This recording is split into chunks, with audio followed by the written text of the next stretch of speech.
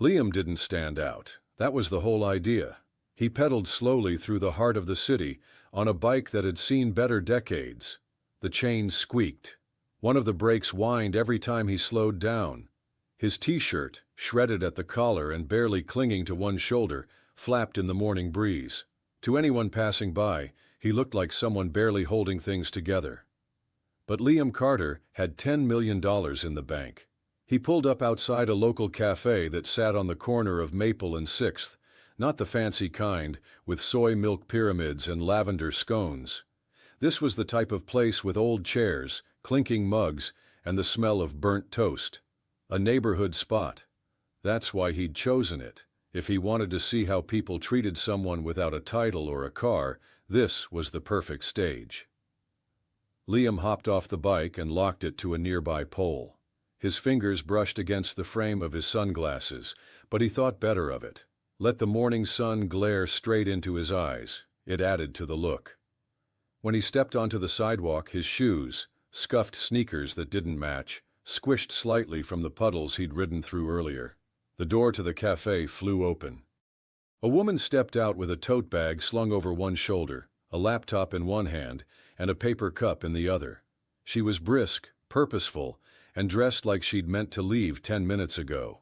Her navy coat was cinched tight at the waist, her boots clean despite the rainy sidewalk, and her eyes, wide green alert, snapped to Liam as if she'd just spotted a piece of gum stuck to her shoe. She stopped short. Liam couldn't move in time. Her elbow grazed his arm, and her coffee jostled dangerously. "Watch it," she snapped. He instinctively stepped back. "Sorry," Liam said quickly. The woman glared. Not for long, just long enough.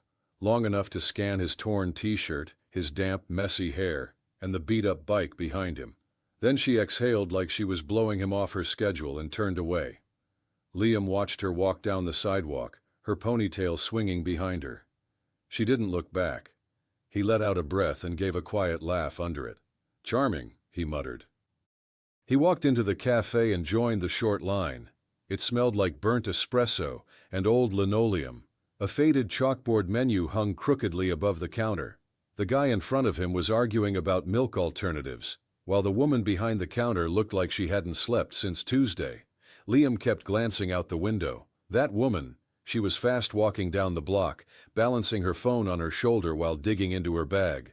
She disappeared around the corner. Still no second glance. He wasn't surprised. That's how this usually went. A few years ago, Liam had made the mistake of dating someone who loved him for what he had, not who he was. Since then, he'd learned to spot it. The tone shift when someone Googled him, the change in posture, the exaggerated laughs, the texts that only came when he posted a new car or yacht on his social media. He'd grown tired of it. So now, once a year, he ran his test, wore the worst clothes, took public transit, ditched the Rolex and the Mercedes. No company name, no introductions, just a guy, seeing what the world did when it didn't know his worth. This morning was part of that. He ordered a black coffee, no frills, and moved to a seat near the window. As he sat, his thoughts drifted back to her, the woman from the door, the look in her eyes. It hadn't been cruelty, not quite. More like impatience. Like she had no room for things that slowed her down, but even so, he hadn't expected it to sting. He shook it off and pulled out a crumpled notebook from his backpack. He'd scribbled some ideas the night before.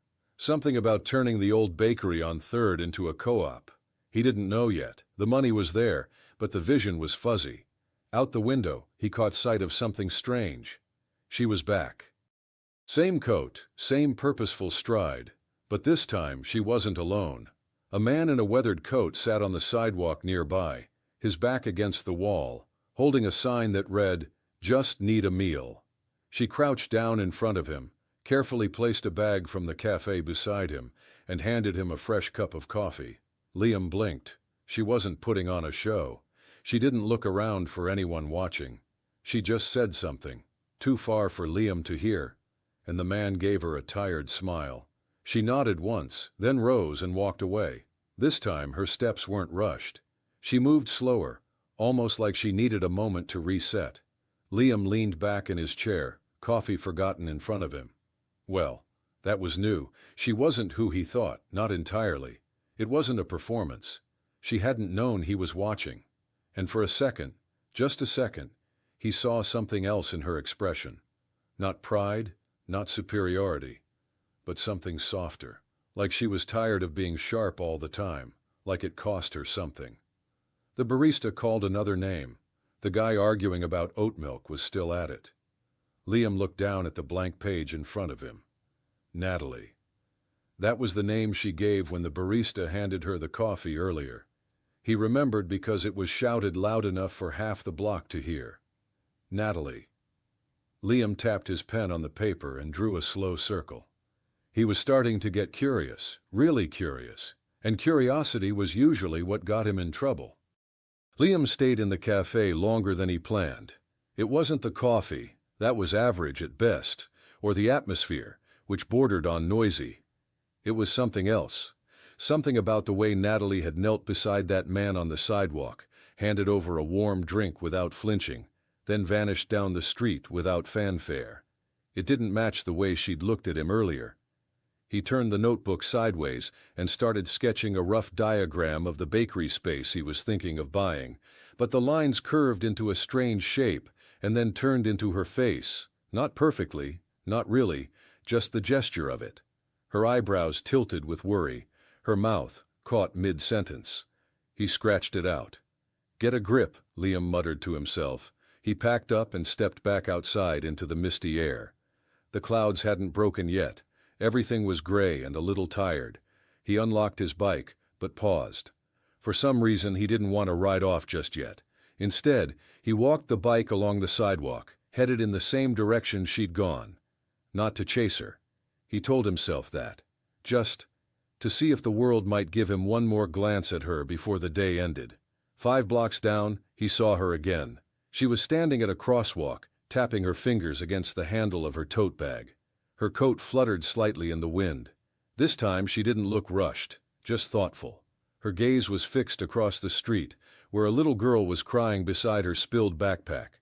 A woman, likely the mother, crouched, flustered, trying to scoop crayons and snacks back into the bag. Natalie didn't hesitate. She stepped off the curb, jogged across before the light changed, and knelt beside them. She helped gather the crayons, then pulled a small toy from her tote bag and handed it to the child. A little plush elephant. The girl stopped crying immediately. Liam smiled despite himself. "So, she carries stuffed animals? That wasn't something you expect from someone who looked like she ran meetings for a living." There was a softness to her, hidden under her sharp coat and quicker temper. He watched as the mother mouthed, "Thank you," clearly touched. Natalie gave a small nod, waved at the girl, and crossed back to her side of the street. As she did, she glanced up and saw Liam. He froze. For a second she just stared. Then her expression flickered, recognition, and maybe something close to guilt. She walked forward cautiously. "You again," she said. Liam gave a sheepish smile. "Sorry, didn't expect to run into you." "You followed me?" He shook his head. "No, I was just walking." She folded her arms, still unsure. "You were in the cafe earlier." "I was." "You didn't say anything." "Well," Liam said, glancing down at his shirt, "I got the feeling you weren't thrilled to see me the first time." A flicker of regret crossed her face. She looked down at the sidewalk. "That was rude of me," she said finally. "I've had a long week." "No offense taken," Liam said gently. "I've been told I'm easy to underestimate." She looked up again, and this time her eyes softened. "I'm Natalie," she said, as if they hadn't already both heard the barista yell it earlier. "Liam." "Nice to meet you, Liam." A pause hung between them, but it wasn't tense this time, just unsure, like both of them were wondering what this was turning into. Natalie glanced at his bike. "That thing still works?" "Depends how steep the hill is." She smiled. "Just a small one, but it was real." "Well, don't ride too far. That part of town gets sketchy." "I'll try not to get mugged." She gave a quiet laugh. "All right. Well, take care." "You too." She walked away. Liam stood still for a while, watching her disappear down the block. There was a bounce in her step now, less guarded, like she'd let something go. He didn't ride off right away. He waited a few minutes, then headed in the opposite direction. Something about her lingered in his chest, like a melody you hum long after it's ended. Later that night, he found her name again. Not on purpose. At least, that's what he told himself. He was browsing community boards online, the type where people shared local charity events, fundraising links, small business news. There was a post about a toy drive for children in shelters. Attached to it was a photo of Natalie, arms full of donated gifts, grinning beside a folding table covered in hand-wrapped boxes. She was the organizer. Figures, Liam said to himself. She wasn't cold, she was tired. Tired and maybe burned out from giving so much. He clicked on the post, read the description. The toy drive had been going on for 4 years, started by Natalie after a friend of hers had to flee an unsafe home situation with 2 kids and nowhere to go. Natalie had taken them in for weeks until they found housing. That same year, she'd launched the drive. Liam leaned back in his chair and stared at the screen. Why did that surprise him so much? Because it meant she wasn't just kind on impulse, she was consistently kind, quietly, behind the scenes. No followers, no hashtags, just action. And yet, she'd looked at him like he was nothing. That part still bugged him. But maybe that was the point. Maybe she had her own tests too. The next morning, Liam woke early, pulled on the same tattered shirt, and rode back into town. He told himself it was just part of the experiment, day 2 of pretending to be broke. But deep down, he knew better. His curiosity wasn't about the world anymore. It was about her. He arrived at the same cafe, ordered the same burnt black coffee, and sat in the same spot near the window. For 20 minutes, nothing happened. He sipped, scribbled half-hearted notes in his worn notebook, and glanced at the door every few minutes, pretending not to care. Then, just as he was about to give up, she walked in. Natalie entered with her usual energy, focused and distracted all at once, digging through her tote bag for something. She stepped up to the counter and ordered, brushing wind-blown hair from her face. She looked the same as yesterday, put together, sharp, but this time there was something slightly different in her eyes. Tired, maybe, or simply thoughtful. She turned around with her coffee and scanned the room. When she spotted Liam, she stopped. Her face didn't harden like it had the day before. Instead, her eyebrows lifted slightly in recognition, almost like surprise. Then, to Liam's quiet shock, she walked toward him. "Didn't think I'd see you here again," she said. Liam smiled, gesturing to his coffee. "Best burnt beans in town." She raised an eyebrow. "So you came back for the atmosphere?" "Maybe I was hoping for a second chance at a proper first impression." Natalie looked down at the empty chair across from him. Then she sat. "You caught me on a bad day," she said, not looking at him yet. "That's not an excuse, just a fact." "No offense taken," Liam said. "It's not every day someone crashes into you on a bike looking like they raided a thrift store." That made her laugh, just a small, dry chuckle, but it was honest. "Fair point," she said. "You were right, though. I wasn't very kind." Liam nodded but didn't press. He let the quiet hang between them. Natalie eventually added, "I work in family services. Most of the time that means long hours, late nights, and more emergencies than any one person should handle." He could hear the weariness in her voice, the weight she carried in her shoulders. It wasn't a job. It was a load she wore around every day, invisible but exhausting. "That sounds like a lot," Liam said gently. "It is," she admitted. "I used to think I was helping more. Now I just try to get through the day without making things worse." Liam hesitated for a moment, then said, "I saw you yesterday, with the man on the sidewalk, and the little girl and her mom." Natalie looked at him, startled. "You saw that?" she asked. He nodded. "I wasn't watching to be creepy," he added. "I just noticed." She blinked and looked down at her coffee. Then she said quietly, "I don't do it for recognition." "I know," Liam replied. "That's why it stood out." She didn't say anything at first. Then slowly, she looked up again. "Thank you," she said, and she sounded like she hadn't heard that in a while. Not like that. They kept talking after that. Nothing serious at first. just idle chatter. Natalie complained about the cafe's music being stuck in the early 2000s. Liam joked that the barista might be holding them hostage one song at a time. It was easy, comfortable, surprising, in a way that made Liam feel lighter than he had in weeks. Eventually, Natalie glanced at her watch and stood. "I should go," she said. "Clients to check in on, paperwork to drown in." Liam stood too. "You've earned better coffee." She smiled. "If you know where to find some, I might be persuaded." "Same time tomorrow?" he asked, not sure if he was pushing his luck. Natalie tilted her head, as if studying him for a moment. "Maybe." And with that, she was gone. Liam sat back down and stared at the table. It wasn't what she said, it was how she said it. No expectations, no effort to impress, just interest and honesty. He finished his coffee, rode across the city, and ended up at a small park he used to visit before life got complicated. He found a quiet bench and sat down.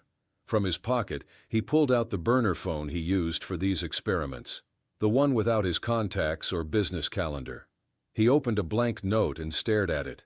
He started typing, slowly, each sentence coming to him one by one. "She snapped at me when we met. She gave food to a stranger without hesitation. She calmed a crying child. She apologized without being forced. She sat down with someone she thought had nothing. She never once asked me what I did or what I earned." He paused. "She didn't care about my money. That was it." He thought back to the women who had come and gone in the past few years. The ones who leaned in a little closer when they heard the word CEO, the ones who laughed louder when they saw the car keys on the table, the ones who asked to take selfies in front of things he owned but never really asked him anything real. Natalie didn't do any of that. She thought he was broke, a little odd, maybe aimless, and still she gave him time. Still, she was kind. He looked around the park. For the first time in a very long time, Liam felt something he hadn't expected to find here. A spark of peace, a small, steady hope. He closed the phone and put it away, and he stayed there quietly for a long time, wondering if maybe, just maybe, pretending to be someone else was finally helping him see who he really wanted to be. The penthouse looked nothing like the man who rode that rusted bike into town each morning. Floor-to-ceiling windows stretched across 2 walls, flooding the space with golden light. Marble counters gleamed beneath modern pendant lights. The furniture was minimalist and expensive. Art hung in deliberate places, but despite its pristine design, the place felt hollow, like a high-end hotel where someone had checked out a long time ago. Liam walked barefoot across the hardwood floor, peeling off his worn t-shirt and tossing it onto a leather chair. He passed by a full-length mirror without looking. The person in the reflection rarely felt like someone he recognized. He poured a glass of water, then sat at the long dining table, a table meant for 10, though he'd never hosted more than 2.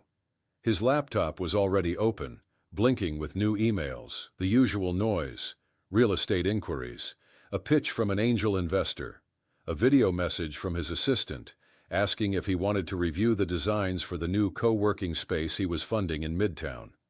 He ignored them all. His mind wasn't here. It was in a cafe where the coffee was bitter and the music was worse, where a woman named Natalie had sat across from him, not knowing who he was, not caring, just listening, just being there. He stared out the window, down at the tiny streets far below.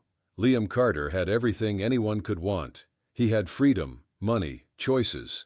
But in all of that, what he didn't have, what he hadn't had in a long time, was truth. The kind of raw honesty that wasn't wrapped in expectation or flattery.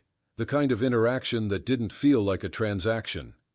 That's why he started doing the test every year. It had begun as a joke, really. A challenge from an old friend. Go 1 week without the name, the title, the money, and see how people treated you. The results had stung. More than once he'd been ignored, dismissed, laughed at. But the experience revealed something deeper than bitterness. It revealed a longing, a hunger to be seen without the costume. And Natalie, she had seen him, not perfectly, not warmly at first, but over time, without knowing it, she had peeled something back in him. She had become the first person in years who'd made him curious about someone other than himself. Across town, Natalie sat in a cluttered office, staring at a case file she could barely read anymore. The fluorescent lights above buzzed softly. A cracked photo frame on her desk showed a younger version of herself, with her arm around a little girl who looked nothing like her. Her first placement as a caseworker. That kid was in college now, and Natalie still remembered the night she'd stayed until midnight, making sure the girl had a safe place to sleep. Now it felt harder to stay that late, harder to care with the same intensity. She rubbed her temples and closed the file. Outside her window, the city pulsed with noise, horns, sirens, life. Inside, it was just her and the steady hum of a copy machine spitting out papers she hadn't asked for. Natalie stood and walked down the hallway to the common area, where a tired coffee pot brewed what might legally still be called coffee. A younger colleague passed her with a bright smile.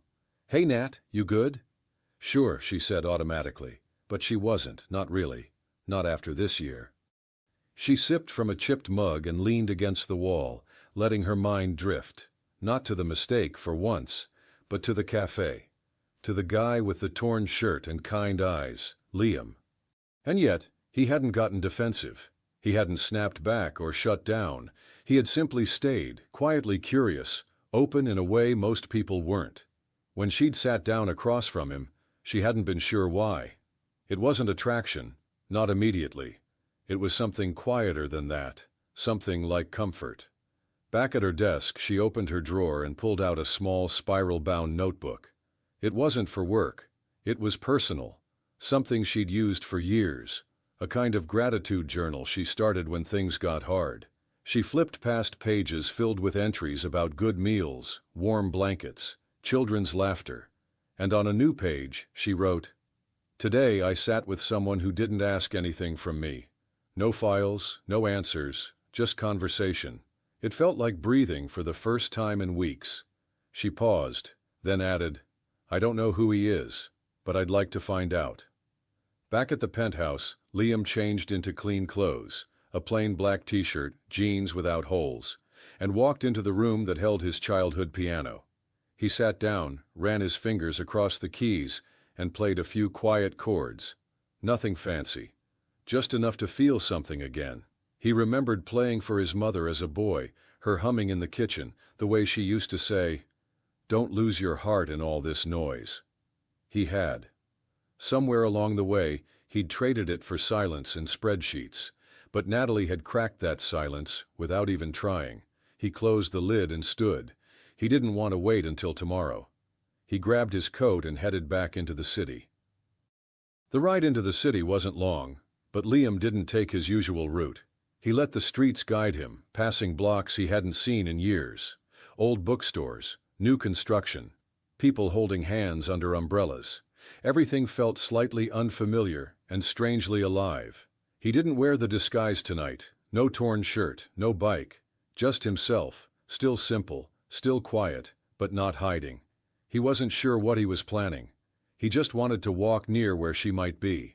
Not to interrupt, just to feel a little closer to the reason he'd been thinking all day instead of working. By the time he reached the cafe, it was already closed. The chairs were up, lights dimmed. But across the street, in a modest building next to a pharmacy, he saw her. Through a second-story window, Natalie sat at a desk under a crooked lamp, her head bent over papers. She didn't look rushed or bitter. She just looked tired. Liam stood there on the sidewalk for a moment, hands in his pockets, unsure what he was doing. Then he turned and kept walking, heart heavier than before. Natalie didn't know it, but someone had seen her in that exact moment. The quiet, unguarded one when she thought no one was watching. The next day they met again. She was already at the cafe this time, reading something in a small paperback novel. She looked up and smiled when she saw him, like it had already become routine. "You clean up nice," she said. "Don't get used to it," Liam replied, grinning. They talked for over an hour. Nothing deep, just surface ripples, movies she liked, places she wanted to visit. He told her about a road trip he once took across the country, leaving out the part where he did it in a luxury RV he never had to drive himself. She laughed easily, but there was always a pause before she shared anything personal, as if measuring whether it was safe. He didn't push. He liked the pace. At one point, Natalie admitted she hated dating apps. "They make everything feel like a resume," she said, "like you're trying to sell yourself with bullet points." "Maybe people are just afraid to show who they are," Liam offered. She looked at him, long and curious. "Are you?" "I used to be," he said, and it was the truest thing he'd spoken all week. Later that day, Natalie smiled, grabbed her bag and decided to step out. She went to a nearby bench under a tree and pulled out a sandwich from a street cart. As she unwrapped it, she thought about Liam again. There was something calm about him, like he didn't need to fill every silence. That alone was a rarity. Most people she met either tried to impress her or prove something, but he just sat. Like being there was enough. She didn't know what he did for a living. She hadn't asked, and he hadn't offered. Part of her liked that. It felt honest, even if it was vague. That evening, Liam returned home to an inbox filled with new updates. His assistant had scheduled a strategy call with 2 potential partners. One of them had already sent over a pitch deck, complete with projections and a proposed equity split. He barely looked at it. Instead, he opened a separate file, a private one only for himself, where he wrote notes about things that mattered to him. Not investments, not business, just thoughts, things he didn't say out loud. He added a line, "She makes me want to speak slowly. Like my words should be chosen carefully because she listens to all of them."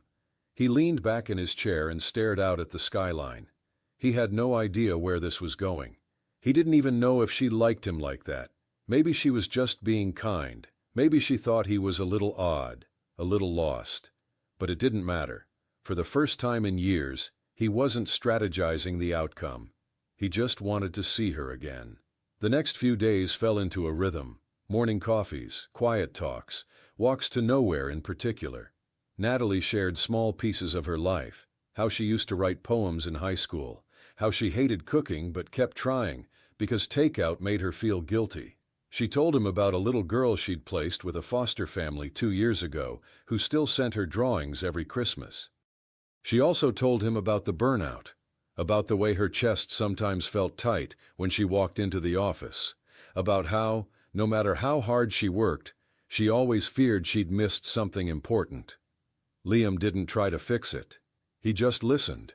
And when he did talk, he told her things he hadn't told anyone in a long time, that he wasn't sure what he wanted anymore, that somewhere along the line his life had stopped feeling like it belonged to him. She didn't judge him. She just nodded and said, "That makes sense." One morning, Natalie didn't show up. Liam waited for half an hour before leaving the cafe.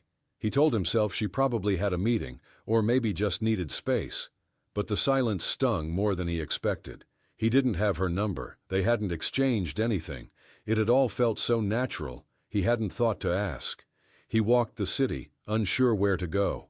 Natalie, meanwhile, was sitting in a waiting room at a clinic downtown, holding a file in her lap. It wasn't for her, it was for her sister. Julia had called that morning in a panic. Her anxiety had spiraled again, and Natalie had left work to take her in. No questions, just action. That was the part of her life she rarely shared. Her family wasn't close. Their parents had passed when she was young. Julia had always struggled, and Natalie had always been the one to catch her when she fell.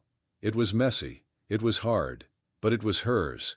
She didn't check her phone until hours later, and when she did, there was nothing there. No message, no missed call. Of course there wasn't. She hadn't given Liam any way to reach her. For a moment, she sat on the clinic steps and wondered if he'd thought she ghosted him. She didn't like that thought. It made her stomach twist. Across the city, Liam sat on a different bench, watching the streetlight blink between colors. He wasn't angry, just disappointed in a way that felt heavier than it should. He wasn't in love with her, not yet, but he knew what it felt like to miss someone before it made sense to, and that was where he found himself. Liam didn't expect to see her again so soon. After 2 days with no sign of Natalie, he had convinced himself that maybe it had ended before it ever began, that maybe life had done what it always did, stepped in, pulled people apart, and left them wondering what they almost had. He was back at the cafe, not even pretending to focus on the book in front of him. His coffee had gone cold. He kept glancing toward the door like it owed him something. And then she walked in. Her coat was wrinkled, hair hastily pulled into a bun, and there were faint shadows beneath her eyes. But she was there. And when she saw him, she froze. Liam stood immediately. Natalie hesitated only a second before walking over. She didn't sit yet. She held the back of the chair like she was bracing for something. "I'm sorry," she said quietly. "I should have told you I wouldn't be here." Liam shook his head. "You don't owe me anything." She looked down, her fingers gripping the chair tighter. "It was my sister," she said after a pause. "She needed me. I dropped everything, and I just forgot to even think about this." He didn't ask for details. He didn't need them. Her voice already carried the weight of it. "I understand," Liam said, his tone soft. "I'm just glad you're okay." That was enough. She pulled out the chair and sat down, exhaling like she'd been holding her breath for 2 days. For a moment, neither of them spoke. Then Liam pushed his cold coffee aside and offered a crooked smile. "So, worst latte of the week, round 2? That earned a small laugh. "I'll get you a hot one, least I can do." "You don't have to." "I want to." She stood and went to the counter. When she returned, she handed him a steaming cup with a slightly lopsided heart drawn into the foam. "It's not my best work," Natalie said, sliding it across the table. "You made this?" "I used to be a barista, briefly, very briefly." Liam raised his eyebrows, taking a sip. "Still better than the usual." For the first time that morning, her smile reached her eyes. They spent the next hour doing what they did best, talking like neither of them expected anything more. Natalie told him about how she and her sister had grown up sharing a room the size of a closet, how they used to draw fake maps on the ceiling and pretend they lived in castles. Liam, in turn, shared that he once tried to live off instant noodles for a month because he thought it would make him more creative. "It did not," he admitted. "I just got sick and hallucinated that my radiator was speaking Latin." Natalie laughed so hard she had to cover her mouth, and just like that, the air between them softened. Later that week they met again, this time outside the cafe. Liam brought her a cup of tea from a nearby cart and found her sitting on a bench, flipping through a manila folder with a frustrated look. "Tough case?" he asked. "Is there any other kind?" she said, sighing. "I swear, the system is held together with tape and prayer." She closed the folder and looked at him. "But enough about me. What do you do, really, for work?" The moment hit him harder than he expected. Liam took a slow sip of his own coffee, buying time. He had rehearsed this question in his head 100 times. There were so many answers he could give. None of them were the truth. "Honestly," he said, "I've been trying to figure that out. I used to run a business, sold it a while back. Now I'm trying to decide what matters." She looked at him curiously, but didn't press. "That's fair," Natalie said. "People think knowing what you want is easy. But sometimes, all you know is what you don't want." "Exactly." They sat in silence, side by side, sipping slowly. The city moved around them, buses hissing to stops, dogs barking, street vendors calling out lunch deals. But in that little bubble, it felt calm. "You're different," Natalie said after a while. "Different how?" "Just different. You listen. You don't fill space just to hear yourself. That's rare." Liam looked down at his shoes. "I used to fill every silence. It took me a while to realize quiet isn't the enemy," she smiled. "It's not. Sometimes it's the only honest thing in the room." They met almost every day after that. Sometimes they walked the block. Sometimes they just sat. He never pushed. She never asked more than she felt ready for. But slowly, bit by bit, something real began to take shape between them. One afternoon, Liam found her sketching in a small notepad. "I didn't know you drew," he said, peering over. "I don't show people," she replied. "It's just a thing I do when I'm anxious. Helps me focus." The sketch was of a neighborhood street. Small houses, tall trees, crooked fences. Familiar. "This looks like where I grew up," Liam said. "It's where I wish I had," Natalie replied. "Somewhere normal, somewhere safe." He didn't say anything. He didn't need to. Later that week, Natalie brought him to her favorite bookstore, a small, quiet shop tucked into the corner of an alley, with a hand-painted sign and an old bell that jingled when you walked in. The place smelled like paper and cedar. "Used books," she whispered like it was a secret. "Best kind." They wandered the aisles, pulling out favorites, reading lines aloud. At one point, Liam caught her staring at him. Not with curiosity, but something gentler. Something that made his chest feel warm and uncomfortable at the same time. She asked him then, out of nowhere, "Do you believe people can change?" He considered it carefully. "Yes," he said, "but only if they want to." Natalie nodded slowly, as if she'd already made her decision before asking. That evening, they walked under string lights outside the shop, the city humming around them. A street musician played an acoustic version of Fast Car a few feet away. Natalie stopped to listen. Liam watched her face, how it softened, how it lit with something almost mournful. "Sad song," he said. "Hopeful too," she replied. He nodded. "You ever feel like you're waiting for your real life to start?" she asked suddenly. "All the time," Liam said, "but lately, less." That night, as they went their separate ways, neither of them said anything about tomorrow, but both of them already knew they'd be there. A week passed, and it became their quiet ritual. Each morning, Liam showed up to the cafe and waited.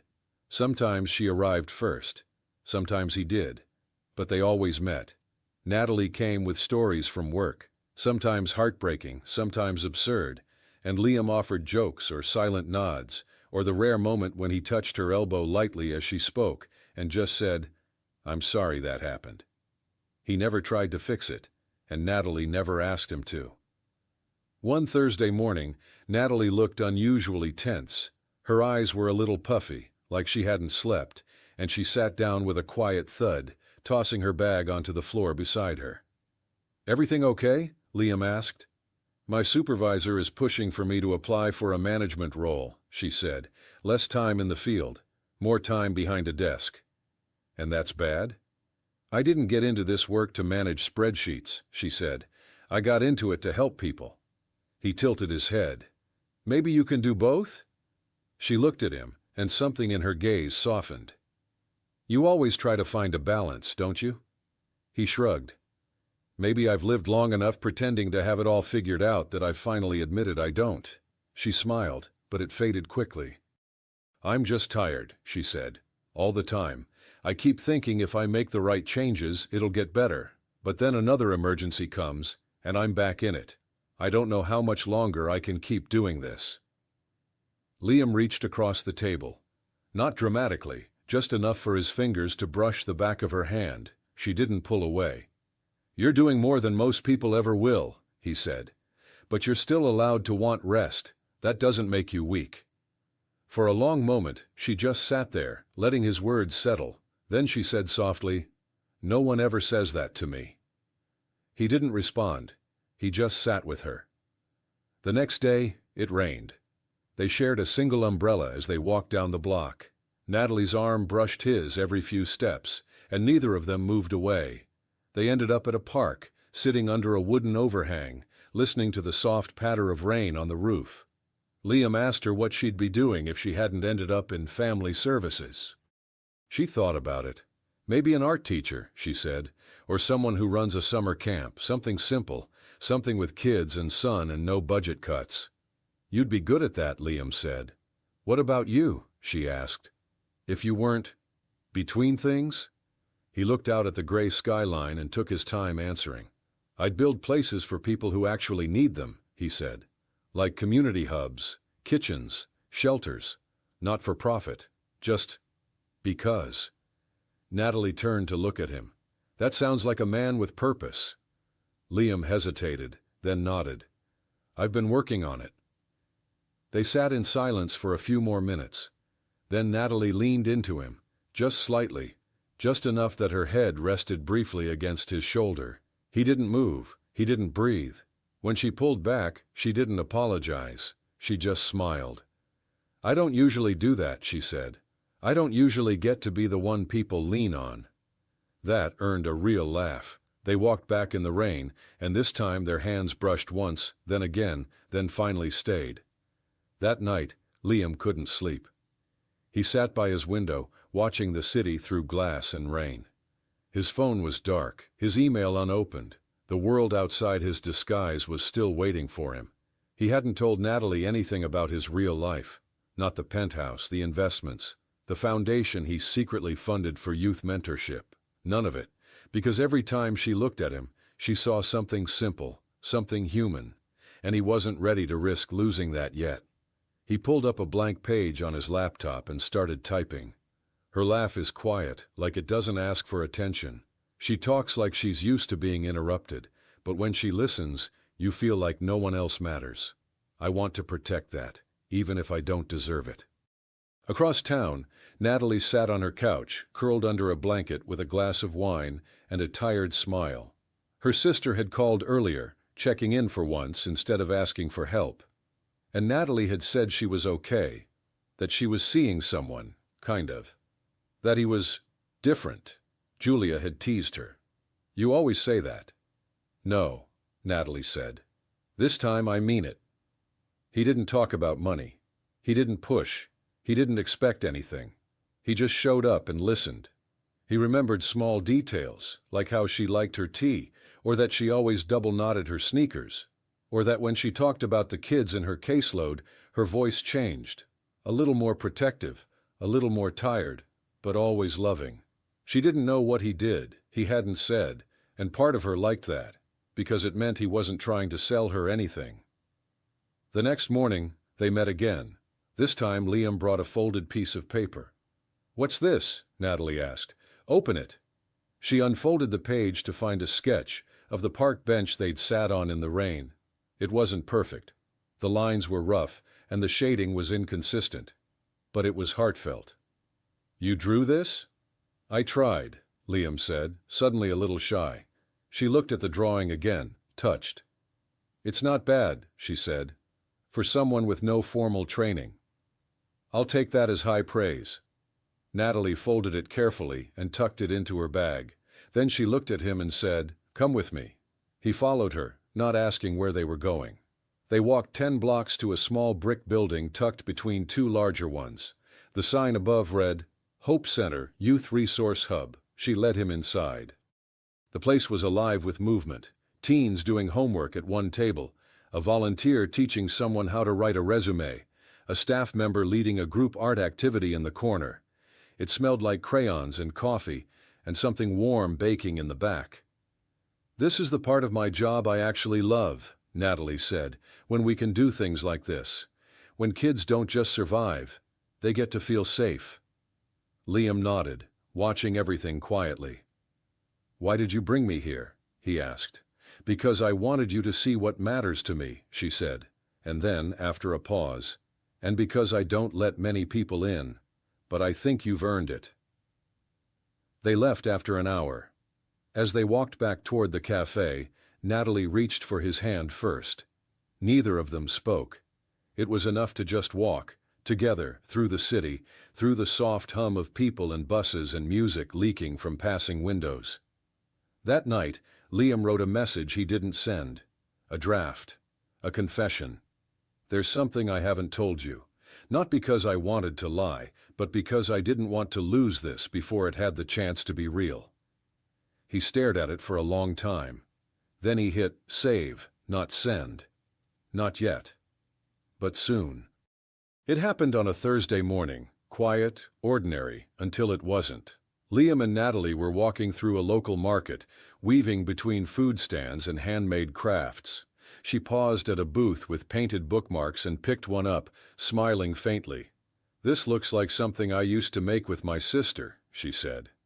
Liam smiled, leaning in. "The one you looked after growing up?" Natalie nodded. "Yeah, Julia. Always making something with glitter and glue. Half the time it ended up in my hair." Liam chuckled. "She sounds like trouble." "She was," Natalie said. "Still is." They moved on, and for a moment everything felt light again. Easy. Then her phone buzzed. She glanced at it, then at Liam. "It's a reminder. I have to send a form by noon. Can you hand me my bag?" He did, and as she rummaged through it, his own phone buzzed. Natalie looked over instinctively, just a glance. But the lock screen was visible. A calendar alert, titled Quarterly Holdings Review, Executive Briefing. She blinked. "You said you weren't working right now," she said slowly. Liam followed her gaze, then quickly flipped the phone over. "It's nothing, just old stuff still sinking." Natalie didn't say anything right away, but her expression changed, subtly but unmistakably. She didn't press. She tucked the bookmark into her bag and kept walking. But something had shifted. That night, she sat in bed turning the bookmark over in her hands. She wasn't angry, not yet. But she was unsettled. That alert wasn't just some spam email. It had structure, language. It didn't match the story he'd told her. And suddenly she realized she didn't actually know what Liam did. Not really. She'd never asked and he'd never offered. It hadn't mattered at first. She liked the mystery. She liked that he listened more than he talked. But now, silence started to look like avoidance. Across the city, Liam stood at the window of his penthouse, watching headlights blur in the rain. He felt the moment unravel the second she saw the screen. He should have told her. He'd been meaning to, drafting the words in his head, rewriting them at night. But every time he got close, he imagined her looking at him with the same kindness. Only colder. Only cautious. He didn't want her to recalculate him. So he'd waited. And now, he feared he'd waited too long. The next day, Natalie didn't text. Not that day. Not the next. 3 days passed before she reached out. Not to meet, not to talk, but to cancel. "Busy week. Can we skip tomorrow?" Liam stared at the message. His thumb hovered over a dozen replies. In the end, he only typed, "Of course. Take your time." She did. When they finally saw each other again, it was at the community center's fundraiser. Natalie was everywhere that night, greeting donors, handing out name tags, hugging kids, directing volunteers. When Liam arrived, her smile was professional, polite, not the kind that reached him. They barely spoke. When she finally found a moment to sit beside him at a folding table, it was only long enough for her to say, "I've been thinking." Liam turned to face her. "About what?" She hesitated, then said, "About honesty, about how easy it is to mistake charm for truth." He didn't defend himself. He just looked at her. "I just need you to be real," she said quietly. "I am," Liam said. "Now, maybe not when we started, but now, I'm here." "I know," she replied, "but I don't know what to do with that yet." The conversation ended there. She stood, walked back into the crowd, left him sitting with paper napkins and fading music, wondering how something so right had become so uncertain. And this time, she didn't look back. Liam didn't text her, not the next morning, not the day after that. He wanted to, he even opened the chat a dozen times, but he understood. This wasn't about reaching out too soon. It wasn't about saying the right thing or showing up with a perfect apology. Natalie wasn't someone who needed grand gestures. She needed truth, so he gave her space. And in that space, he thought, he replayed their conversations, their walks, the bookstore visit, the way she looked at him when she was letting herself believe, and then how she looked at him at the fundraiser, guarded, unsure, protective of herself. It wasn't that she was gone. She was still there, somewhere beneath the quiet. But she was waiting for something that would prove he wasn't just another disappointment dressed up as potential. That night, Liam pulled out a folder from the back of his filing cabinet. In it was a proposal he'd shelved months ago, plans for a youth outreach initiative, inspired by stories he'd heard but never felt connected to. Until her. He stayed up past 2 in the morning, revising it. Not as a donor, not as a benefactor, as a partner, as someone who wanted to do something that mattered.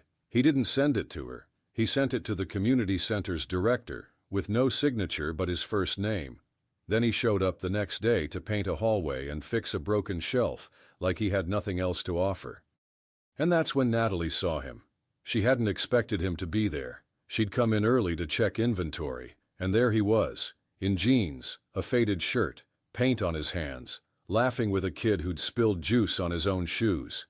He didn't see her, and she didn't interrupt. Instead, she watched. And in that moment, the anger she'd been holding cracked just slightly. He wasn't hiding anymore. He wasn't trying to be liked. He was just there. Later that night, she opened her email and found a forwarded message from the director. An anonymous submission with detailed plans for a new mentorship program. Arts, emotional support, job training. A proposal that wasn't vague. It was personal, practical, committed. Natalie read every word twice, and by the end, she was crying. Not because of the program, but because of the way he had done it. Not with credit, not with noise, just with care. The next day, she texted him. "Meet me at the park, same bench." Liam showed up early. When she arrived, she was carrying nothing but a tote bag and a cautious smile. He stood. "Hi." "Hi." They sat. For a minute, neither spoke. Then Natalie said, "I saw the proposal." Liam nodded. "I wasn't sure if you'd ever read it." "I wasn't sure either." He waited. She turned to him, folding her hands in her lap. "You know what I realized?" she asked. "I was never angry because you were rich. I was angry because I thought you were doing what everyone else does, hiding who they are until it benefits them not to."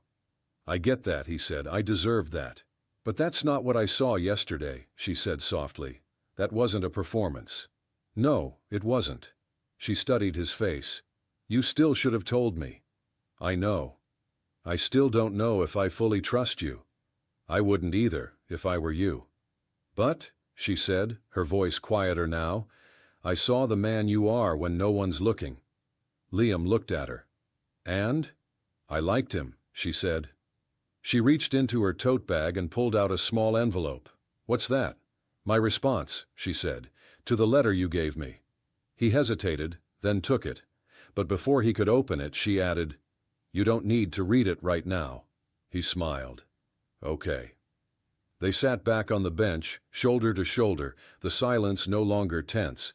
It was something new, something better, not a clean slate, a real one. They didn't fall back into rhythm immediately. There were no sweeping kisses or promises in the rain. There was just space, a little wider than before, but not empty. It was careful, intentional, like rebuilding a house, one brick at a time, checking each one before placing it. They started with coffee again, not at the cafe they used to frequent. Natalie suggested a different one across town, quieter, with a little courtyard in the back. Liam understood. Some places hold memories too tightly to start over. They didn't talk about the past, not at first. They talked about the weather, about how spring seemed to be arriving earlier than usual, about the dog across the courtyard who wore tiny shoes. Then one day Natalie asked, "Do you still bike anywhere?" Liam looked up from his coffee and smiled. "Not in a while." "You should.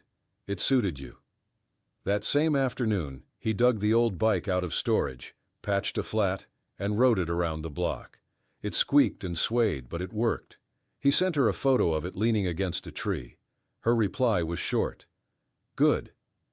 That weekend, they walked together again. No destination, just city blocks and soft conversation. Natalie told him about a teenager at the center who'd started painting again. Liam told her about a letter he'd received from a non-profit director in Detroit who wanted to replicate the program he'd quietly launched. "You're doing good work," she said. "I'm trying." She paused, then said, "That version of you, the one who shows up without needing recognition, I like him." "I like him too," Liam said. "He feels more like me than the guy I used to be." A few days later, Natalie invited him to dinner. Not to a restaurant, but to her apartment. Small, a little cluttered, warm. He brought fresh bread from a bakery and set the table while she stirred pasta in a dented pot. "You're not allergic to anything, right?" she asked. "Just dishonesty," he said, raising an eyebrow. She rolled her eyes, but she smiled. Over dinner she asked, "Do you miss it? The lifestyle?" Liam thought about it. "I miss how easy it made things, but not how hard it made it to tell what mattered." They sat in silence for a while, the soft clinking of cutlery between them. Then Natalie asked something that surprised them both. "Do you want to stay?" He didn't answer with words. He just nodded, slowly. She handed him a folded blanket and pointed to the couch. "Guest policy. Still in effect." He laughed. "Understood." That night, he slept better than he had in months. Over the next few weeks, Liam didn't rush her. They kept walking, kept talking, sometimes sitting in familiar parks, sometimes saying nothing at all. But everything was different now, not because of what they said, but because of what they didn't need to say anymore. He didn't need to explain the way he watched her talk to strangers, with kindness and boundaries in equal measure. She didn't need to ask why he kept a sketch of their old park bench in his wallet. They just knew. One evening, Liam invited her over. His home, not the bike, not the coffee shop, but the real place. The penthouse. Natalie stood in the doorway, coat in her arms, quiet. "This is a lot," she said. "I know." She stepped inside slowly. The view stretched over the skyline, all glass and gold reflection. The furniture was modern, clean, too perfect. He walked her to the kitchen, handed her a mug of tea. She leaned on the counter. "It doesn't feel like you." "I didn't realize that until I met you," he said. "Now I'm trying to make it mine." He led her to the studio room, the one he'd cleared out to turn into a workspace for the youth program. On the wall were photos of the center, sketches of expansion ideas, grant papers half filled out. "This," she said, running a finger along one blueprint, "this feels more like you." He nodded. "It's where I go when I want to build something that lasts." They stood quietly in that space, and in the quiet, something settled between them. The next morning, Natalie woke up before him. She made coffee in his kitchen like she belonged there, not as a guest, but as someone invited back. Liam found her at the window, barefoot, wrapped in a blanket, staring out at the city. He came up behind her. "What are you thinking?" She didn't look away. "That I'm not afraid anymore." "Of what?" "Of being wrong about you." He rested his hand lightly on hers. "You weren't wrong. You just didn't have all the pieces yet." She leaned into him. They stayed like that for a long time. Outside, the city moved on, trains running, horns blaring, people chasing the lives they thought they were supposed to have. But in that room, they weren't chasing anything. They were choosing, every minute, every truth, every version of themselves they'd hidden, and finally let the other see. Not a perfect ending, but an honest one.